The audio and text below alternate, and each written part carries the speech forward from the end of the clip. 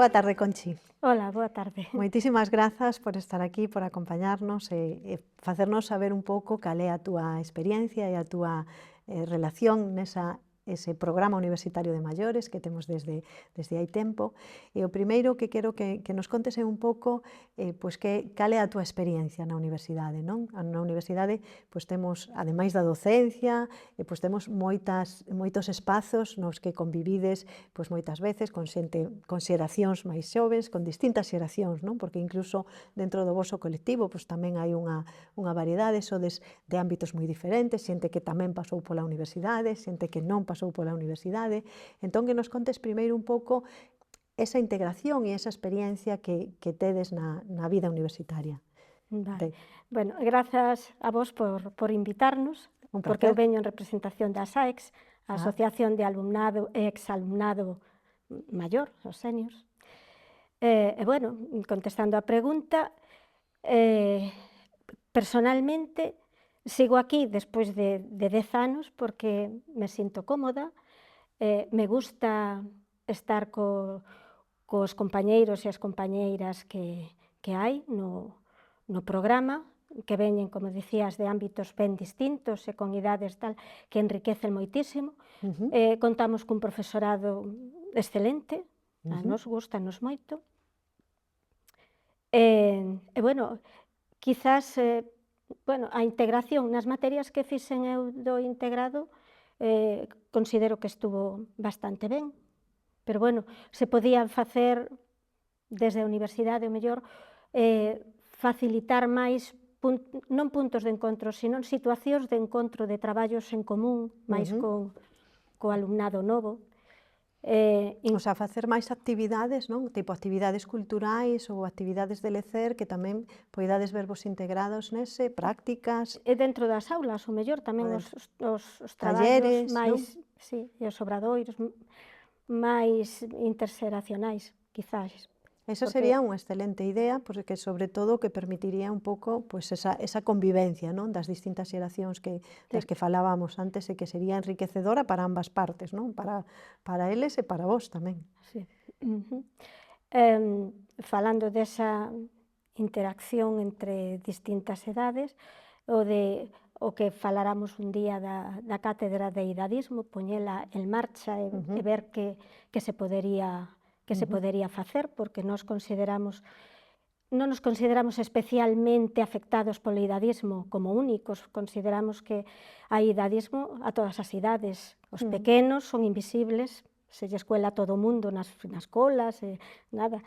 Os adolescentes pois tamén teñen poucas situacións. Incluso, bueno, falábamos tamén de que vos integrades máis na parte investigadora da universidade, non? Eso sí, que en algún caso xa fixéchedes, e nós eso temos contemplado, pois incorporádevos nas xornadas de portas abertas dos centros de investigación, que poidades asistir a algunhas xornadas de presentación de proxectos, e que saibades un pouco que a investigación que estamos facendo na universidade e incluso contribuir, non? Desde o voso ámbito. Claro, é que esa é unha petición que temos. Nos fixemos un traballo de investigación con Iria. Sí, coñezo. Pois moi interesante, está publicada nunha revista en liña da universidade, e queríamos que ese fose o primeiro de outros. O primeiro de moitos, non? Claro. E tamén queremos, nos gustaría moito, ter ao final do ciclo intensivo, ter a posibilidade de facer traballos de investigación orixinais, tanto ou individualmente ou en equipo, guiados por profesorado da universidade, como hai na Universidade de Santiago. Tipo TFGAS ou algo así, algo... O sea, ao rematar ou durante o tempo que estabas Ao facendo? acabar o intensivo. Acabar o intensivo. O ciclo intensivo. Pero, bueno, mencionabas que ti levas xa 10 anos, non? Sí, eu aquí, este é o terceiro plan, xa pasei 2 planes. Sí, Co cual, a ver, é un xeito tamén de que o aprendizaxe non remata nunca, é un aprendizaxe ao longo da vida, cada ano sigues aprendendo cousas Pois novas, sí, non? E que ese é un dos obxectivos tamén na claro. universidade, fomentar ese aprendizaxe continuo, é unha lección que tamén queremos dar aos nosos estudantes, non só aos do programa de maiores, sino en xeral, non? Sí, É que dicir, un nunca remata de aprender, non? Sempre temos que aprender cousas, e a universidade está para iso, non? Para xerar claro. coñecemento para que sigamos aprendendo. Aprender e reciclarse, porque ás veces os coñecementos que tiñamos están superados, porque pasaron anos. E Entón hai que como é a vosa integración dentro das aulas, incluso con outros compañeiros máis xoves ou así? Eso aí non tedes ningún problema? no, moi ben, en xeral moi ben, moi ben. Eh, é un enriquecemento a todos os niveis, porque eso vimos de ámbitos moi distintos e todo o mundo aporta. Eu me sinto moi cómoda e non son unha persona especialmente aberta e sociable, eu son moi cortada e me facilitan moito en xeral a xente, sí.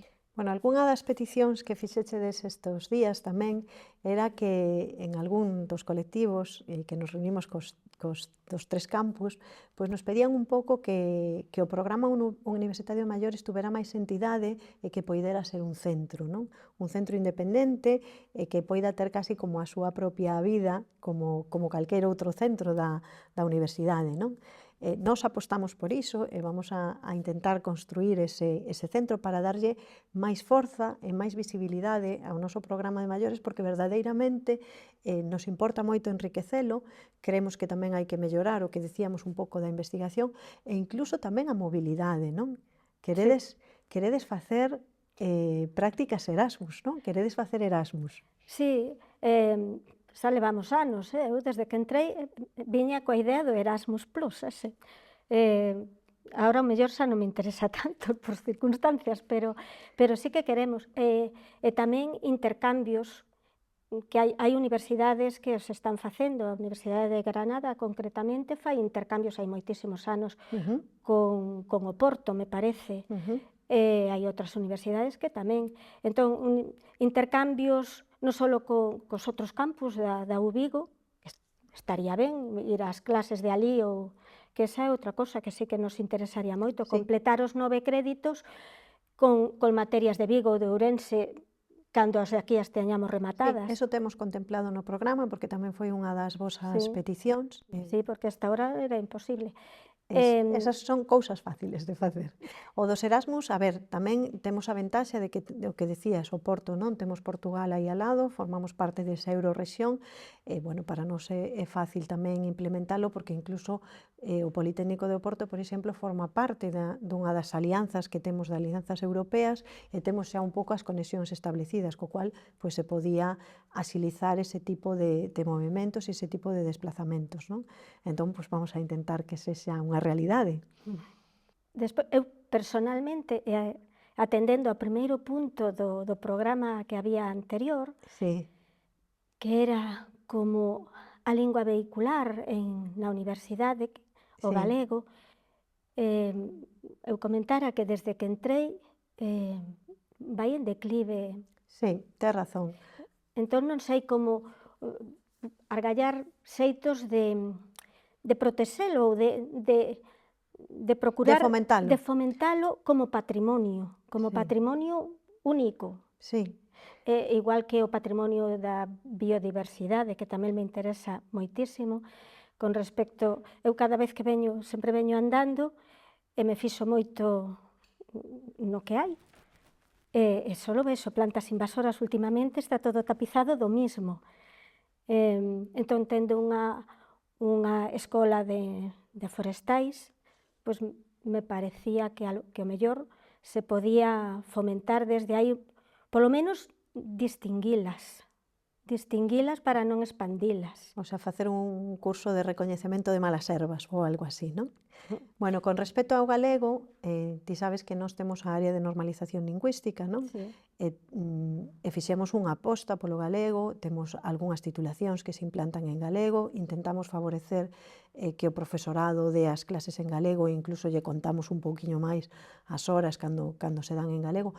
Imos seguir por esa vía e máis queremos tamén estender a que os exames se presenten en galego, que hasta agora non se están facendo, aínda que estean nos dous idiomas, facer incluso, pois como estamos facendo, escolmas de termos científicos en galego, para que cada vez máis pois se vaya integrando pois en colaboración, sobre todo ca área de comunicación, non? Porque unha parte moi importante é como comunicamos, non? Entón, se comunicamos en galego, pois vai ser tamén seguir un pouco cas campañas de normalización lingüística, seguir un pouco ca Comisión Interuniversitaria de Organización Lingüística e aí fomentar pois, que cada vez se fagan máis actividades e máis tarefas en galego, non?